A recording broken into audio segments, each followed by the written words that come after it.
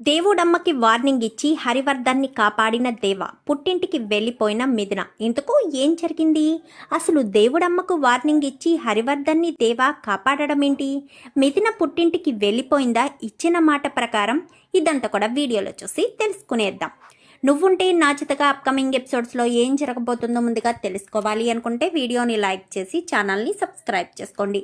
మొత్తం మీరు చూసుకున్నట్లయితే ఇంకా దేవా అయితే బార్లో కూర్చుని మందు తాగుతూ ఉండగా మిథున కాస్త అక్కడికి వెళ్తుంది. వెళ్ళి దేవా, మా నాన్నని కిడ్నాప్ చేసిన వాళ్ళు ఫోన్ చేశారు అని చెప్తుంది. ఎందుకంటే ఇంకా చివరిసారిగా మీ నాన్న చెప్పినట్టు వినడం లేదని, ఇంకా మీ నాన్నను చంపేస్తున్నామని చెప్పి వాళ్ళ ముందే ఫోన్ చేసి స్పీకర్లో పెట్టు అంటే హరివర్ధన్ ముందే ఫోన్ చేసి స్పీకర్లో పెట్టి మరీ మాట్లాడుతుంది ఇంకా దేవుడమ్మ అయితే. ఎందుకంటే అక్కడ హరివర్ధన్కి భయం వేసి తన కొడుకి జోలుకు రాను అని హరివర్ధన్ చెప్పాలనేదే దేవుడమ్మ ఉద్దేశం.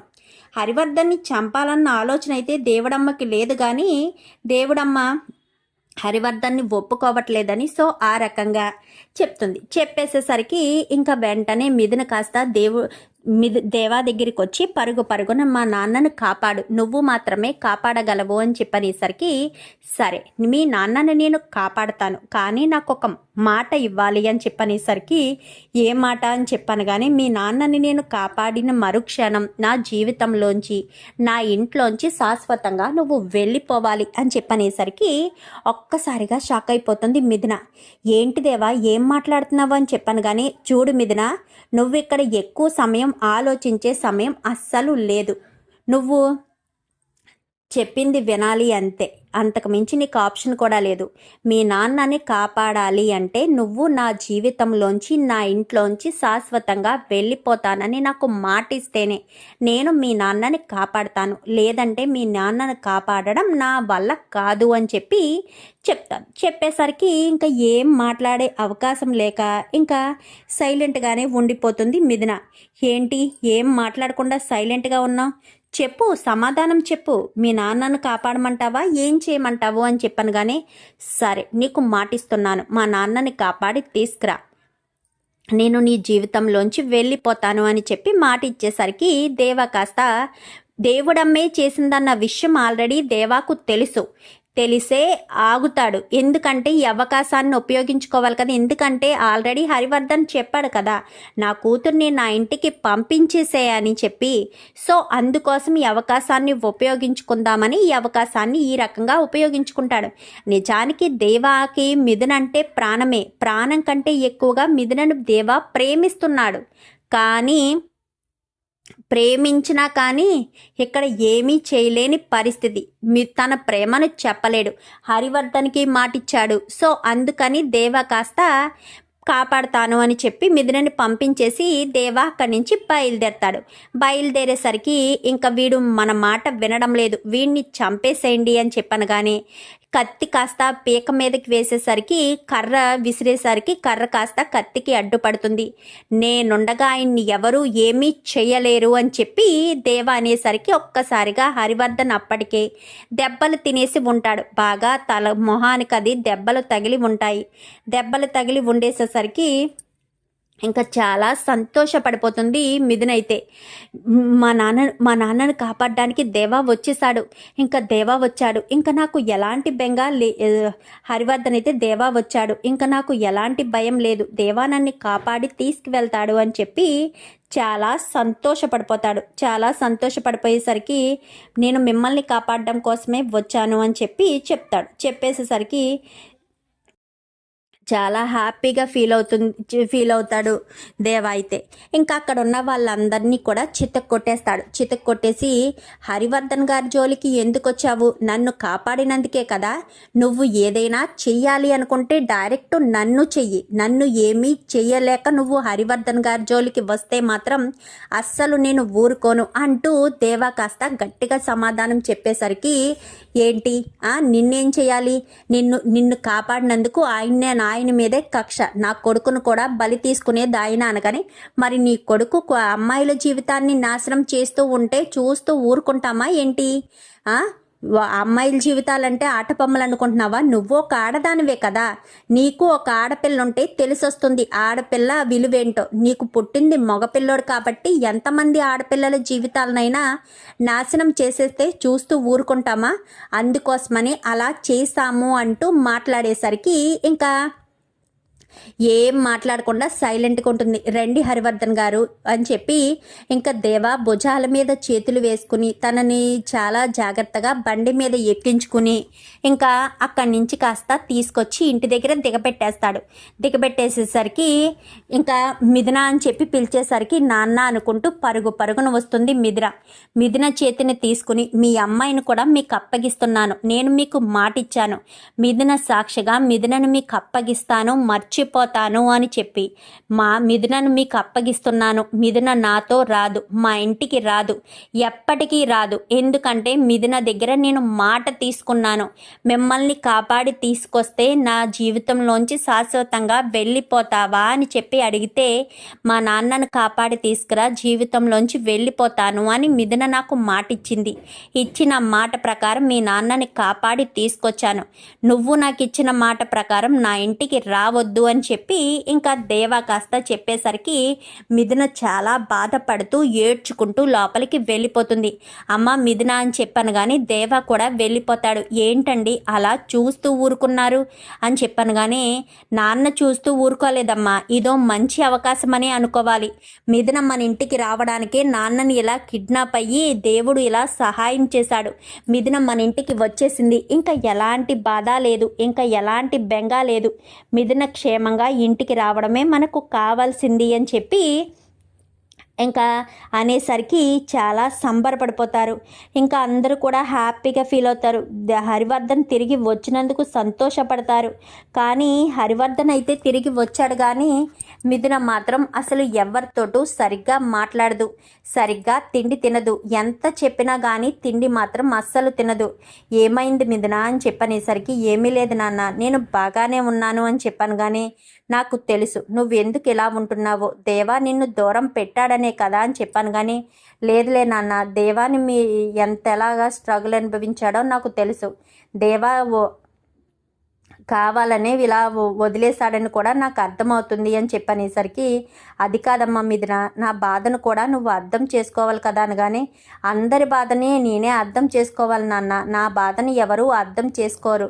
నేను దేవాని ఎంతలా ఇష్టపడుతున్నానో, దేవాతో కలిసి నేను జీవితాన్ని ఎంతలా పంచుకోవాలనుకుంటున్నానో, దేవా నాకు లవ్ ప్రపోజ్ చేసి తన మనసులోని ప్రేమను నాకు చెప్తాడు అనుకున్న చివరి క్షణంలో నాకు బుల్లెట్ తగలడం వల్ల దేవా నన్ను దూరం పెట్టాడు. నన్ను దూరం పెట్టిన దేవా ఇంకా తర్వాత మీరు తీసుకున్న మాట ప్రకారం దేవా ఇంకా నాకు దగ్గర కాలేదు. ఇంకా తర్వాత దేవా నన్ను దూరం పెడుతూనే ఉన్నాడు. ఇప్పుడు ఈ కిడ్నాప్ అవకాశంతో శాశ్వతంగా దేవా నాకు దూరం అయిపోయాడు. నా సంతోషం ఎవరికీ అవసరం లేదు. ఎదుటి వాళ్ళ సంతోషాలు ఎదుటి వాళ్ళకి ఇచ్చిన మాటలకే విలువలున్నాయి తప్ప నా సంతోషానికి విలువ లేదు కదా నాన్న అని చెప్పనేసరికి అది కాదమ్మా మిథున అని చెప్పాను కానీ లేదు నాన్న, నా బాధను ఎవరూ అర్థం చేసుకోలేకపోతున్నారు అని చెప్పి ఇంకా మిథున కాస్త ఏడ్చుకుంటూనే గదిలోనే ఉంటూ అస్సలు సరిగ్గా తిండి తినకుండా ఉంటుంది. సరిగ్గా తిండి తినకుండా ఉండేసరికి ఏంటి లలిత ఏంటిదంతా అని చెప్పాను కానీ మీ కూతురు మీ ఇంటికి రావాలని మీరు కోరుకున్నారు కదండి, కూతురు ఇంటికి రావాలని కోరుకోవడంలో తప్పలేదు. కానీ తన భర్తకు దూరం చేసి మరీ ఇంటికి రమ్మని చెప్పడం తప్పే కదండి. పాపం మిథున దేవాని ఎంతగా ప్రేమించిందో తనకు మాత్రమే తెలుసు. దేవా కూడా మిథునను ప్రేమించాడు కానీ ఆ విషయం చెప్పే పరిస్థితి లేకపోయింది.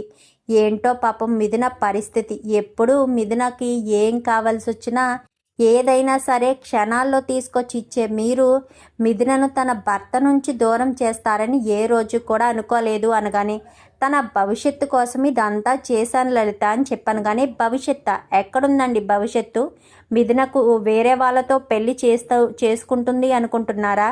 మిథున ఈ కాలం అమ్మాయి కాదు, పాతకాలం అమ్మాయి. తను కట్టిన తాలికే విలువనిస్తుంది తప్ప మరొక పెళ్ళి అంటే మాత్రం ఎట్టి పరిస్థితుల్లోనూ మిథున ఒప్పుకోదు. మీరు ఒప్పించగలరు అని అనుకుంటున్నారేమో. ప్రాణం తీసుకుంటాను అని మీరు బెదిరించినా కానీ తన ప్రాణం తీసుకోవడానికైనా వెనకాడుతుంది కానీ తను మాత్రం ఎట్టి పరిస్థితుల్లోనూ మిథున మాత్రం పెళ్ళి చేసుకోదు, అది మీరు అర్థం చేసుకుంటే బాగుంటుంది అని చెప్పనేసరికి ఇంకా ఏంటమ్మా మిథున ఇంటికి వచ్చినందుకు సంతోషించడం మానేసి నువ్వేంటి ఇలా మాట్లాడుతున్నావు అనగానే నిజం మాట్లాడుతున్నాను రా, నిజం మాత్రమే మాట్లాడుతున్నాను, అది మీకు ఎప్పటికీ అర్థం కాదు. మిథున దేవాను ఎందుకో అర్థం అనుకుంటూ ఇంకా లలిత్ కూడా వెళ్ళిపోతుంది. ఇంకా హరివర్ధన్ ఆలోచనలో పడతాడు. మిథున ఇక్కడికి వచ్చి సుమారు ఒక వారం రోజులు అయిపోతుంది. వారం రోజులు అయిపోయినా కానీ మిథునలో మాత్రం ఎలాంటి మార్పు రాదు. ఇంతకుముందు అందరితో కలిసి ఉన్నట్టుగా మిథున కలిసి ఉండదు. ఎవరితోనూ కలవకుండానే దూరంగానే ఉంటుంది మిథున. ఇంకా అలానే ఉండేసరికి ఏంటి మిథున అసలు ఏంటి ప్రాబ్లం అనగానే నాకేంటి నాన్న, నేను బాగానే ఉన్నాను, మీరు హ్యాపీగా ఉన్నారు కదా, మీ సంతోషం కోసమే నన్ను దేవా ఇక్కడ వదిలేశాడు, ఇంకా మీరు హ్యాపీగా ఉన్నారు కదా, నా సంతోషాన్ని ఏముందిలే నాన్న, తల్లిదండ్రులను సంతోషపెట్టడంలోనే పిల్లలకు ఆనందం ఉంది అంటారు కదా, నాకు అలానే ఆనందంగా ఉంది అని చెప్పి మాట్లాడేసరికి అది కాదమ్మా మిథున అని చెప్పాను. కానీ వద్దు నాన్న, ఇంకా మీరు నాకు సంజయ్షి చెప్పొద్దు, నేను హ్యాపీగానే ఉన్నాను అని చెప్తున్నాను కదా, హ్యాపీగానే ఉన్నాను, వదిలేసేయండి అని చెప్పనేసరికి సరే అని ఇంకేం మాట్లాడకుండా ఇంకా మిథున కాస్త గదిలోకి వెళ్ళిపోతుంది. ఇంకా తర్వాత ఒక 3 రోజులకి మిథునకు ఫుల్గా ఫీవర్ వచ్చేస్తుంది. ఫీవర్ వచ్చేసేసరికి ఏమైంది మిథున అని చెప్పనేసరికి ఏమీ లేదు నాన్న అని చెప్పాను. కానీ ఈ టాబ్లెట్స్ వేసుకో అమ్మా అనగానే నాకేం వద్దు నాన్న, నాకేం వేసుకోవాలని లేదు అని చెప్పాను. కానీ చూడండి హరివర్ధన్ గారు, ఇలానే ఉంటే చాలా నీరస పడిపోతుంది. సరిగ్గా భోజనం చేసి ఎన్ని రోజులైంది, తను సరిగ్గా భోజనం కూడా చెయ్యట్లేదనుకుంటా అని చెప్పాను. కానీ అవును, తను సరిగ్గా తిండి కూడా తినడం లేదు అని చెప్పాను. కానీ ఇలా అయితే చాలా కష్టమండి, మీరు కొంచెం మీ అమ్మాయి విషయంలో కేర్ తీసుకోవాలి, అసలు తన మనసులో ఏం బాధ ఉందో మీరు తెలుసుకోవాలి, లేదంటే చాలా కష్టం అని చెప్పాను. కానీ అది తనకి అని చెప్పాను. కానీ ఏంటండి తన బాధ ఏంటి, మీరు అసలు దేని గురించి అంతలా ఆలోచిస్తున్నారు, ఆ అమ్మాయి ఎందుకు అంత బాధపడుతుంది అని చెప్పాను. కానీ నేను మా అమ్మాయితో మాట్లాడతాను అనగానే చూడండి హరివర్ధన్ గారు, ఏదైనా సమస్య ఉంటే కూర్చుని మాట్లాడుకుంటే తీర్చుకోవచ్చు, మీకు చెప్పేంత గొప్పదాన్ని కాదు, కానీ ఒక్కసారి ఆరోగ్యం క్షీణించిన తర్వాత మనం ఏం చేసినా ఎలాంటి ఉపయోగం లేదు, అందుకోసమని చెప్తున్నాను, ఒక్కసారి ఆరోగ్యం క్షీణించకుండానే చూసుకోవాలి, క్షీణించిందంటే మాత్రం చాలా ప్రమాదం ఏర్పడుతుంది అని చెప్పనేసరికి సరేనండి నేను చూసుకుంటాను అని చెప్పి ఇంకా లెఫ్ట్ హ్యాండ్ రైట్ అని చెప్పి హరివర్ధన్ కాస్త డాక్టర్కి చెప్పి పంపించేస్తాడు. పంపించేసిన తర్వాత ఏంటమ్మా మిథున అని చెప్పాను. కానీ ఏం లేదు నాన్న, నేను బాగానే ఉన్నాను అని చెప్పనేసరికి బాగానే ఉన్నాను నాన్న అని చెప్పాను. కానీ నీకు దేవా కావాలి కదా అనగానే దేవాకు నేను అవసరం లేదులే నాన్న అని చెప్పనేసరికి మీరు మాటలు తీసుకుని మధ్యలో బలైంది నేనే కదా నాన్న అని చెప్పాను. కానీ అది కాదు మిథున, దేవాతో నీ లైఫ్ బాగోదమ్మా అని చెప్పాను. కానీ మన లైఫ్ ఎక్కడుంటే బాగుంటుందో ఎక్కడుంటే బాగోదో ఆ భగవంతుడికి తెలుసు కదా నాన్న, ఎవరి జీవితం ఎవరితో ముడిపెడతాడో ఆ భగవంతుడే చూసుకుంటాడు కదా, మీరు చిన్నప్పటి నుంచి అంతా కూడా శివపార్వతులు అంటూ చెప్పుకొచ్చారు, మరి అలాంటి తప్పుడు బాగుంటుంది బాగోదు అని ఆ భగవంతుడు నిర్ణయిస్తాడు కదా నాన్న, ఎప్పుడు మీరు అదే కదా చెప్తూ ఉండేవారు నాకు అని చెప్పాను. కానీ భగవంతుడి మీద నమ్మకం వేరు, జీవితం వేరు మిథున, నీకు అర్థం కావట్లేదు, దేవాతో నీ లైఫ్ బాగోదు, దేవాతో ప్రతి క్షణం నువ్వు ప్రమాదంలో ఉంటావు, దేవా ఒక రౌడీ, వాడి మీద పగ తీర్చుకోవాలనుకున్న వాళ్ళు కాస్త నిన్ను తీసుకువెళ్తారు, ఇంతకుముందు నువ్వే చూసావు కదా, నిన్ను కిడ్నాప్ చేశారు, తర్వాత నీ గుండెల్లోకి బుల్లెట్ పేల్చారు, ఆ 2 ప్రమాదాల నుంచి నువ్వు బయటపడ్డావు, ఇంకా తర్వాత ప్రమాదం నుంచి బయటపడతావు అన్న గ్యారంటీ లేదు, అలాంటి తప్పుడు నేను ఏ నమ్మకంతో అక్కడ దేవా వాళ్ళ ఇంట్లో నిన్ను వదిలేయగలను, అలా అని నిన్ను అక్కడ వదిలిపెట్టి నేను ఎలా మనశ్శాంతిగా ఉండగలను చెప్పు మిథున అని చెప్పాను. కానీ అంటే ఏంటి అమ్మా, ఏంటి నాన్న, నేను బాగా ఉండననా ఏంటి అని చెప్పాను. కానీ అర్థం చేసుకో మిథున, నా బాధను అర్థం చేసుకో, నేను ఒక తండ్రిలా ఆలోచిస్తున్నాను, అది నువ్వు అర్థం అందరినీ నేను అర్థం చేసుకోవడమే, నన్ను మాత్రం ఎవ్వరూ అర్థం చేసుకోరు, మీరు అనుకున్నట్టు మీ దగ్గరికి నేను వచ్చేసాను కదా, ఇంకా మీరు సంతోషంగా ఉండండి, నా సంతోషం కోసం ఎవరు పట్టించుకోకండి అని చెప్పి ఇంకా మిథున కాస్త అక్కడి నుంచి వెళ్ళిపోతుంది. చూసారండి మిథున ఎంతలా బాధపడుతుందో అని చెప్పాను. కానీ బాధపడితే బాధపడనివ్వమ్మా, ఎన్ని రోజులు బాధపడుతుంది, ఎన్ని రోజులు ఎక్కువ రోజులు బాధపడదులే, అది కొన్ని రోజులు బాధపడి అంతా తర్వాత మర్చిపోతుందిలే అని చెప్పనేసరికి మర్చిపోతుంది అని నువ్వనుకుంటే సరిపోదురా, తను మర్చిపోదు, ఎప్పటికీ మర్చిపోదు అని చెప్పనేసరికి నా తమ్ముడిని రమ్మని చెప్తాను, నా తమ్ముడికి మిథునకు వెంటనే పెళ్ళి చేసేద్దాం మామయ్య, సింపుల్గానే చేసేద్దాము అని చెప్పాను. కానీ త్రిపుర నువ్వు ఏం మాట్లాడుతున్నావో నీకు అర్థమవుతుందా? దేవానే తన లైఫ్ అన్నట్టుగా తను బ్రతుకుతుంటే తనతో నీ తమ్ముడికి పెళ్లి చేసేస్తాను అంటూ ఎలా మాట్లాడగలుగుతున్నావు అనగానే అంతా సెట్ అవుతుంది అత్తయ్య, మీరేం కంగారు పడకండి, అంతా సెట్ అవుతుంది, అంతా సెట్ అవుతుంది అనగానే ఇంకా ఆపు మిథున, ఆపు త్రిపుర అని చెప్పి ఇంకా తను అనేసరికి మీరు అలాగ అంటారు, మీరు చెప్పండి మామయ్య అని చెప్పనేసరికి నాకు ఇష్టం లేదు అని చెప్పి హరివర్ధన్ కాస్త అక్కడి నుంచి వెళ్ళిపోతాడు. ఏంటి ఇలా అంటున్నారు మామయ్య గారు ఏదో రకంగా మిథునను ఒప్పించి తన ఆదిత్యకి మిథునకు పెళ్లి చేసేస్తారు అని అనుకుంటే ఇదేంటి ఇలా మాట్లాడుతున్నారు మామయ్య అని చెప్పి ఇంకా అనుకుంటూ ఉంటుంది. ఆదిత్యకు ఫోన్ చేసి మిథున ఇంటికి వచ్చేసింది అనగానే తెలుసక్క అని చెప్పనేసరికి నువ్వు రా, మిథునతో మాట్లాడు, ఈ సమయంలోనే మిథునకు దగ్గరవ్వాలి, మనసు బాగోలేనప్పుడే మరొక మనిషి తోడుగా ఉంటే అంతా బాగుంటుంది, నువ్వు రా ముందిక్కడికి అని చెప్పి మాట్లాడేసరికి ఇంకా అక్కడికైతే ఆదిత్య వస్తాడు. ఆదిత్య వచ్చేసరికి ఇదేంటి, నేను చెప్పాను కదా ఆదిత్యని ఇక్కడికి పిలిపించొద్దని, అయినా ఆదిత్యని ఎందుకు పిలిపించింది ఇక్కడికి అని చెప్పి అనుకుంటూ ఉంటుంది. ఇంకా లలిత అయితే ఆదిత్య వచ్చి ఆంటీ ఎక్కడున్నారు అని, ఎక్కడుంది మిథున అని చెప్పాను. కానీ పైన రూమ్లో ఉంది, రారా నేను తీసుకువెళ్తాను అని చెప్పి త్రిపుర దగ్గరుండి మరీ తీసుకువెళ్తుంది.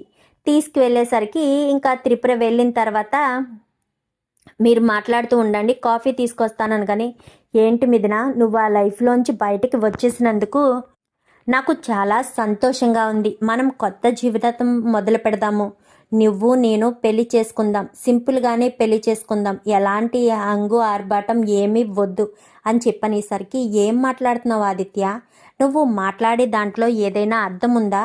నేను దేవా భార్యని, దేవాకు నాకు మధ్య ఏదో చిన్న గొడవ జరుగో లేదంటే మా నాన్నకిచ్చిన మాట ప్రకారం దేవా నన్ను ఇక్కడ ఉంచేశాడు అంతే, అంతకు మించి ఏమీ లేదు. నేను దేవా నుంచి శాశ్వతంగా దూరం అయిపోయాను, దేవాని మర్చిపోతాను అని నువ్వు ఎలా అనుకుంటున్నావు అని చెప్పాను. కానీ అదేంటి మిథున, మళ్ళీ నువ్వు దేవాతో కలిసి ఉంటావా అనగానే ఖచ్చితంగా కలిసి ఉంటాను, మా ఇద్దరికి మాంగళ్యం వేసిన ముడి బంధం, మా బంధం ఎవరూ దూరం చేయలేరు అని చెప్పాను. కానీ అదేంటి మిథున, అన్నింటినీ వదులుకుని వచ్చేశాక మళ్ళీ దేవా దేవా అంటావేంటి?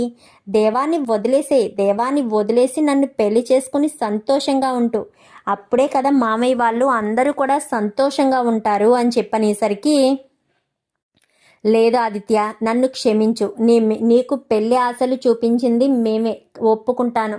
కానీ నా పెళ్లి జీవితం మాత్రం దేవాతోటే ముడిపడింది, దేవాని తప్ప నేను ఇంకెవరిని భర్తగా అంగీకరించలేను, దేవా మాత్రమే నాకు భర్త, దేవాకే ఈ జన్మకు దేవా భార్యనే నేను, నన్ను మర్చిపో, పదే పదే నా దగ్గరికి వచ్చి పెళ్లి టాపిక్ మాత్రం తీసుకురావద్దు, నాకు ఇష్టం లేదు, ఎట్టి పరిస్థితుల్లోనూ ఇష్టం లేదు, నన్ను వదిలిపెట్టే ప్లీజ్, దయచేసి నా బాధను అర్థం చేసుకో అని చెప్పి ఇంకా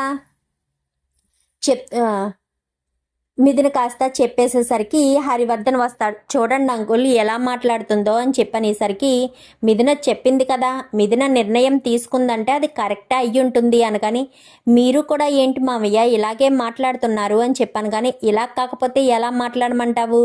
నా కూతుర్ని దేవా నుంచి దూరం చేస్తే కొన్ని రోజులకి దేవాని మర్చిపోతుంది, నాతో సంతోషంగా ఉంటుంది అనుకున్నాను. కానీ దేవా నుంచి దూరం అయ్యే బాధే ఉంది తప్ప తన తండ్రికి తన కుటుంబానికి దగ్గరగా ఉంటున్నానన్న సంతోషం నా కూతురు ముఖంలో కొంచెం కూడా కనిపించట్లేదు.